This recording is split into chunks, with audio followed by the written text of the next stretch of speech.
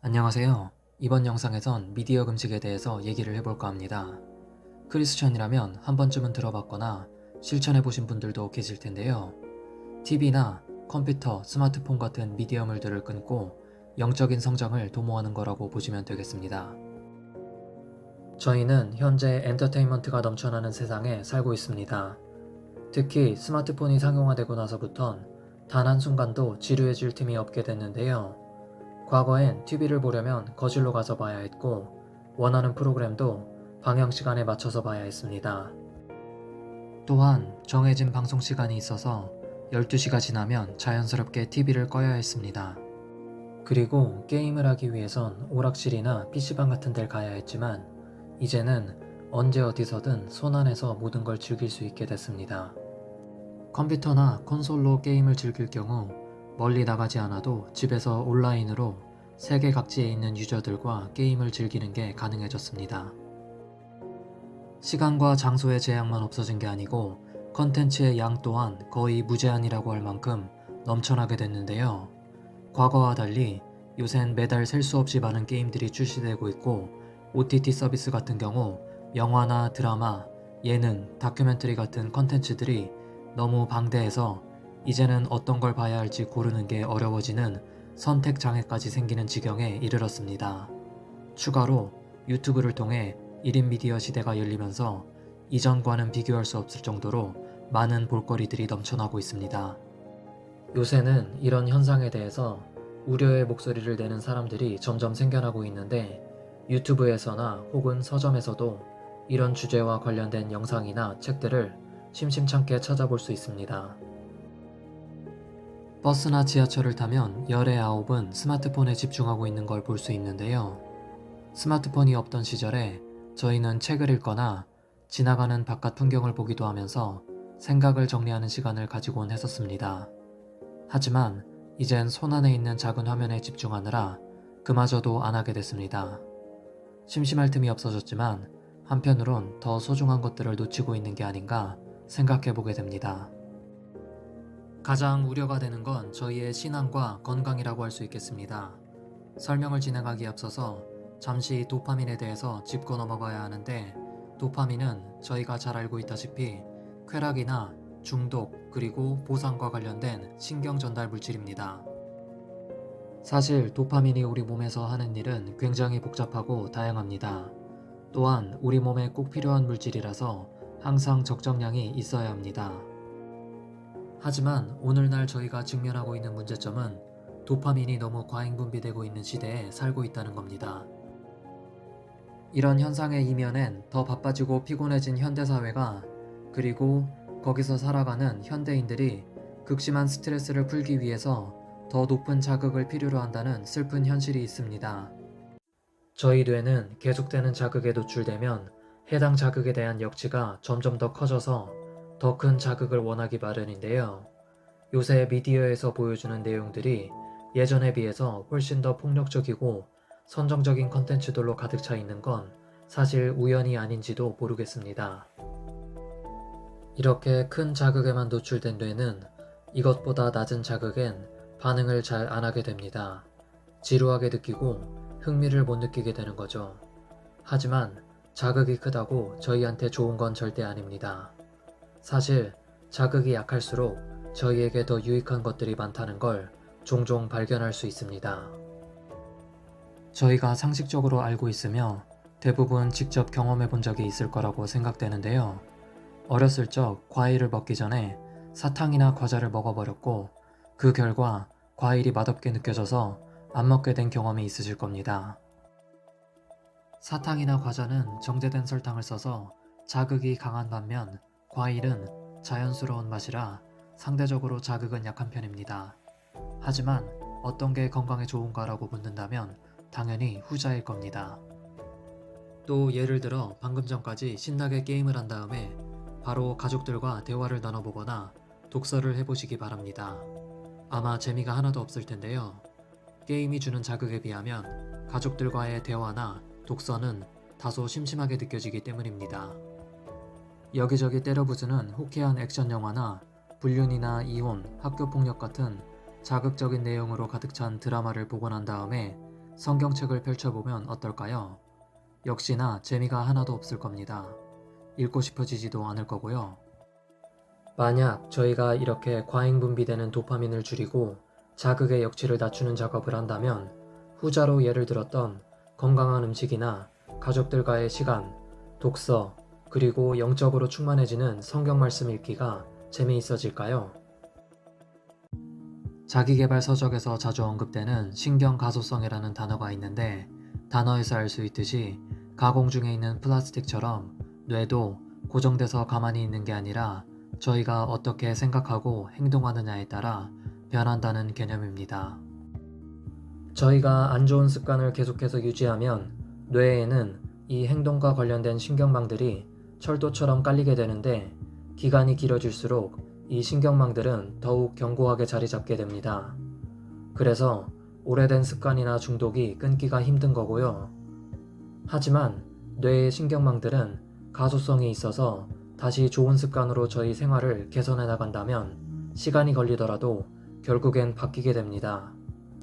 나쁜 신경회로 철도망을 걷어내고 새롭게 좋은 철도를 뇌 안에 까는 거라고 생각하시면 되겠습니다. 그리고 보통 이 작업이 진행되는 데에는 최소 3주에서 한 달 정도가 걸립니다. 한 달 정도를 자극적이지 않은 채식 위주의 건강한 음식을 드셔보시고 음악은 클래식을 위주로 들어보시는 걸 추천합니다. 마지막으로 눈으로 접하는 자극을 줄여야 하는데 넷플릭스나 유튜브 등으로 접하는 영상 매체들을 한 달 정도만 끊어보시기 바랍니다. 그리고 이 기간 동안 미디어 시청이나 게임을 안 하는 것으로 인해 생기는 시간들을 운동과 양서를 위주로 한 독서로 채워보시기 바랍니다. 처음엔 어렵겠지만 성경을 읽고 기도하는 시간도 최소 30분 이상 가져보시는 걸 추천드립니다. 한 달이 지나고 나면 어느샌가 예전처럼 자극적인 음악, 영화나 드라마들 혹은 게임을 덜 찾게 되는 자신의 모습을 발견하게 될 겁니다.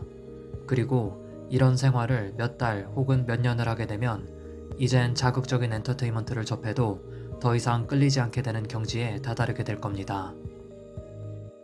저도 우연한 기회로 미디어 금식을 해본 적이 있었는데요. 딱히 기간을 정하진 않고 몇 달을 이런 생활을 해봤는데 어느새 제 취향이 많이 바뀌게 된 걸 발견할 수 있었습니다. 미디어를 멀리하고 말씀과 기도 생활을 해보니 하나님께서 원하시는 기준을 더 잘 헤아릴 수 있게 됐고 혹시라도 미디어를 접할 일이 있거나 책을 고르게 될 때는 저한테 도움이 될 만한 건전한 것들만 골라보게 됐습니다. 특히 놀라웠던 건 과거엔 영화를 그렇게나 좋아했었는데 이젠 영화가 더 이상 재미있지 않고 흥미가 느껴지지 않게 되었다는 것이었습니다. 지난 몇 개월간 영적인 것들로만 채우는 생활을 했더니 뇌에서도 새로운 신경망들이 깔리게 되었고 어느새 취향이 바뀌게 된 거라고 볼 수 있겠습니다. 또한 예전엔 아무렇지 않게 지나쳤던 폭력적인 장면이나 선정적인 장면들 그리고 그 외에 건전하지 않은 음악이나 영화 스토리 같은 것들이 하나하나 전부 눈에 밟히게 됐습니다. 하지만 음악이 주는 영향력은 여전히 강력해서 제가 일부러 멀리하지 않으면 안 되는 부분이 있었습니다. 흔히 기독교에서 말하는 세속적인 음악들을 무방비 상태로 계속해서 듣고 있으면 몸이 반응하고 끌리게 된다는 걸 알 수 있었습니다. 그리고 이런 음악들을 듣고 있으면 제 마음속에서 일어나는 생각이나 감정도 변하는 걸 느낄 수 있었는데 그렇기 때문에 더 조심하고 의식적으로 피해줘야만 했습니다. 사탄이 가진 가장 강력한 무기 중 하나가 음악이라는 걸 새삼 깨닫는 순간이었습니다. 미디어 금식은 남녀노소 누구에게나 긍정적인 결과들을 가져다 줄 텐데요. 학생들 같은 경우 공부가 예전만큼 싫지 않아지는 걸 경험할 겁니다. 평소 SNS나 게임 같은 자극적인 엔터테인먼트에 노출돼서 살다 보면 자극이 낮은 공부나 독서는 상대적으로 지루하게 느껴질 수밖에 없습니다. 하지만 미디어 금식을 하고 나면 더 이상 뇌에 큰 자극을 주는 활동들이 없어져서 도파민 역시는 낮아지게 되고 이젠 낮은 수치의 자극을 주는 공부나 독서에도 흥미를 느낄 수 있게 됩니다. 저희가 독서를 할 땐 뇌를 능동적으로 사용하기 때문에 책을 읽으면서 스스로 상상하고 생각을 발전시켜 나가게 됩니다. 반면 영화나 드라마 같은 영상 매체들을 접할 땐 뇌가 그런 활동들을 할 필요가 없고 가만히 앉아서 주입되는 영상과 소리를 보고 듣기만 하면 됩니다. 뇌가 얼마나 활발하게 활동하는지 스캔을 해보면 전자와 후자 사이에 큰 차이가 나는 걸 확인할 수 있습니다. 따라서 저희가 미디어로 남들이 만들어낸 이야기들만 들으면서 시간을 보낼 때 스스로 생각하는 능력은 점점 퇴화되는 게 아닌지 생각해 봐야겠습니다. 미디어 중독은 저희의 뇌뿐만 아니라 신앙에도 악영향을 미치는데요. 사탄이 저희한테 전하고자 하는 메시지들을 각종 영화나 게임, 음악, 드라마 같은 데에 끼워 넣어서 은근슬쩍 주입시키고 있기 때문입니다. 이런 매체들에서 전하는 내용들은 대부분 성경에서 말하는 기준과는 반대되는 것들인데요. 영화나 드라마에선 폭력, 살인, 범죄, 이혼, 불륜, 성적 문란함, 동성애 같은 게 단골로 등장하는 걸 볼 수 있습니다. 그리고 스포츠나 예능 프로 같은 데선 스포츠 스타들과 연예인들을 띄워주고 우상화하는 데 치중하고 있습니다. 그리고 이런 미디어들이 주는 쾌락에 절여진 뇌는 계속해서 들어오는 자극에 둔감해지게 되고 이런 컨텐츠들을 접해도 딱히 나쁘다는 생각을 하지 못하게 됩니다. 반면 미디어 금식을 하고 난 후에 이런 영상들을 접하면 그동안 내가 얼마나 사탄의 최면에 빠져 있었는지를 알 수 있게 되는데요. 앞서 언급했던 것처럼 예전엔 영화나 드라마를 보면서 전혀 이상하다고 느껴지지 않았던 장면들이 눈에 밟히게 되는데 이제는 성경에서 말하는 하나님께서 바라시는 기준들이 머릿속에 자리 잡았기 때문입니다. 몇 가지 주의할 점이 있는데 그중 하나는 극심한 스트레스를 받는 상황을 최대한 피하거나 잘 대처해야 한다는 겁니다. 직장이나 학교에서 스트레스를 너무 많이 받게 되면 저희 뇌는 자연스럽게 이 스트레스를 풀고 싶어지게 되고 강한 자극을 주는 활동을 찾게 됩니다. 스트레스가 많은 환경일수록 술, 담배, 마약, 게임, 음란물 같은 오락거리들을 찾게 된다고 보시면 되는데요. 사실 이런 것들은 일시적인 쾌락만 제공할 뿐 문제를 해결하진 않으며 몸과 마음만 상하게 할 뿐입니다.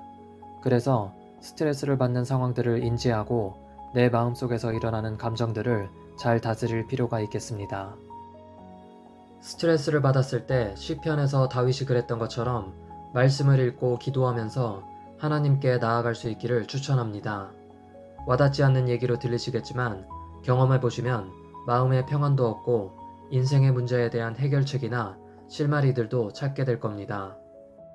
그 다음으로 유의해야 할 게 있다면 금단현상처럼 나타나는 일상의 지루함인데요. 기존에 워낙 자극적인 미디어들에 익숙해져 있다가 갑자기 이런 것들을 끊게 되면 상대적으로 여가 시간이 지루하고 심지어 불편하게 느껴지기까지 할 겁니다. 이런 순간들이 찾아올 때 자기계발 서적이나 혹은 유튜브 같은 데서 쉽게 찾아볼 수 있는 미디어 중독의 폐해와 이런 것들이 왜 나쁜지에 대해서 설명해주는 영상들을 찾아서 보는 게 상당히 도움이 되고 동기유발도 훨씬 더 잘 되는 걸 경험하실 겁니다. 소개해드린 방법들로 다시 마음을 가다듬고 독서나 운동 같은 건전한 취미생활들로 여러분들의 여가 시간을 채워나가시길 적극 추천드립니다. 방금 말씀드린 것처럼 미디어 금식을 해서 얻게 되는 또 다른 선물은 효과적인 시간 활용일 겁니다. 넷플릭스를 시청하거나 게임 같은 걸 하면서 낭비하던 시간을 좀 더 건설적이고 소중한 일을 하는 데 쓸 수 있기 때문인데요. 이젠 내 자신의 발전을 위해서 자기 개발을 할 수 있는 시간이 더 많아지고 더 나아가 가족들과 대화를 나누는 시간도 늘어나게 될 겁니다. 전에는 지루하기만 했던 성경이 이젠 생각보다 흥미로운 책이라는 걸 발견하게 될 거고 기도 또한 마찬가지가 될 겁니다. 나만의 쾌락을 위해 쓰던 시간을 내 주변의 어려운 사람들을 위해 봉사하는 데 쓸 수도 있는데요. 신앙뿐만 아니라 저희 인생이 더 건강해지는 걸 경험하게 될 겁니다. 사실 스마트폰이나 인터넷을 완전히 등지고 살 수는 없습니다. 하지만 미디어 단식을 하면서 말씀과 기도로 하나님과 가까워지고 올바른 기준을 세운다면 스마트폰이나 인터넷을 훨씬 더 스마트하게 사용할 수 있을 겁니다. 마지막으로 머지않아 도래하게 될 위험 요소에 대해서도 조심스럽게 예측을 해보고자 합니다.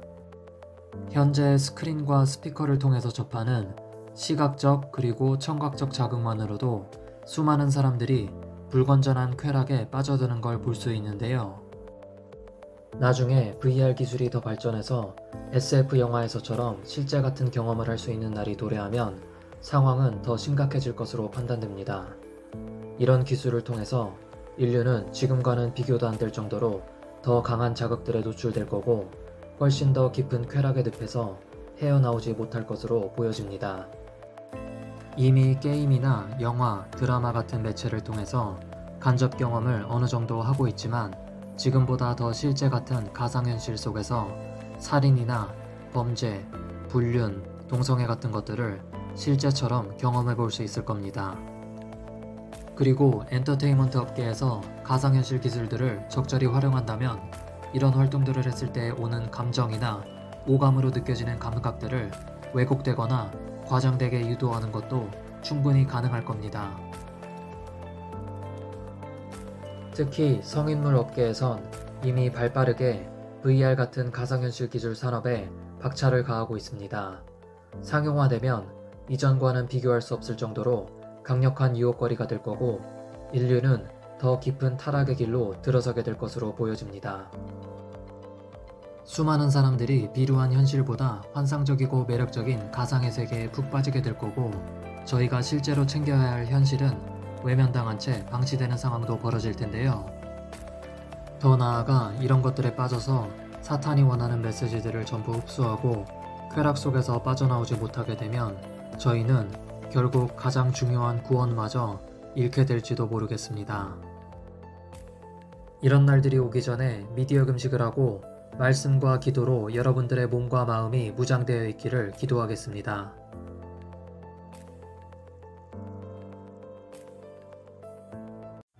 오늘 저희가 준비한 영상을 보시고 나서 마음에 울림이 있었다면 현명한 결정을 내리셔서 내 인생에 그리고 더 나아가서 내 영생에 도움이 되는 생활을 시작해 보시는 게 어떨까요?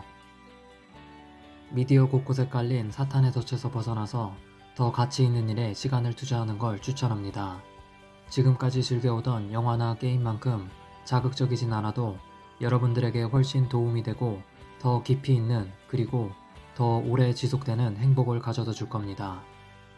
불면증이나 스트레스로 잠 못 드는 밤 유튜브나 넷플릭스를 뒤적거려도 더 이상 즐거움을 주는 영상이 없다는 걸 알았을 때 어린아이가 비 오는 것만 봐도 즐겁게 뛰어노는 걸 보면서 나는 이제 그런 단순하고 소박한 즐거움을 느끼지 못한다는 걸 알았을 때 여러분이 미디어의 늪에 중독됐고 이젠 그곳에서 빠져나와야 될 때라는 걸 알아차리길 기원합니다.